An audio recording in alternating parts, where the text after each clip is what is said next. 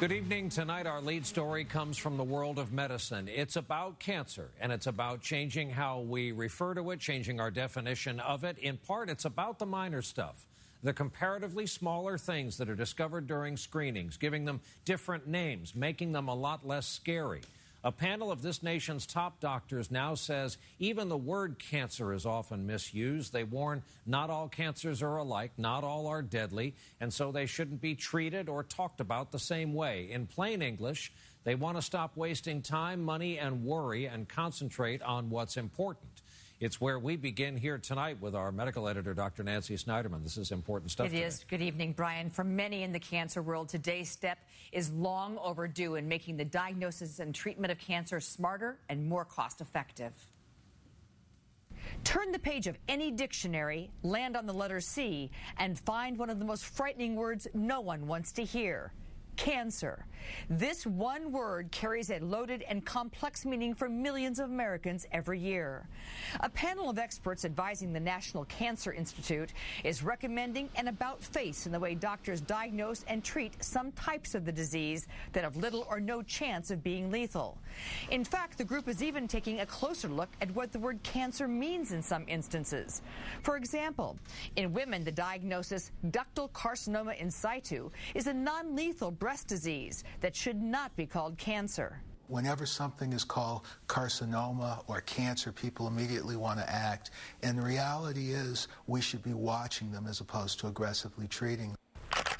66-year-old Rue Harris wishes he'd taken a more conservative approach to a possible prostate cancer diagnosis a few years ago. A high PSA level had him and his doctor worried he might have the disease, which can be slow-growing. Rue got a biopsy, which came back normal. But that process wasted his money, the healthcare system's money, not to mention costing him lost time and anxiety. I spent that whole year between the first biopsy and the second biopsy preparing to die.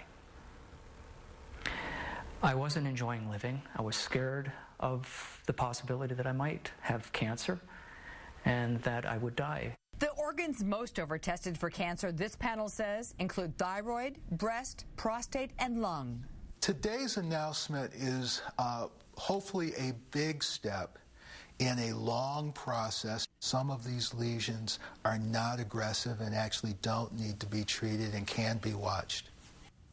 Will there be some pushback? You bet there will. But there's no smoking gun here. This is not an attempt to get insurance companies not to cover people. It's to make our medical system work smarter for us. And the next thing, I think, Brian, is we're going to have to stop defining cancers by organ systems and recognize that cancer of the lung has some properties in common with other cancers like of the prostate and ovary, and start to treat them with regard to their genetics. So it's about language, yes, but also prioritizing in what's become a test-crazy nation. Exactly. I mean, if you start CT scanning and MRI scanning everybody, you're going to find things that don't look normal. But does that mean you should start then taking everything out and treating people? The answer is no. We know we waste 1/3 of our medical expenditures on things that aren't worth chasing or aren't worth treating. And you know what? We hurt people in the process. So the smarter we make this, the better we make it. That's why today was so impactful.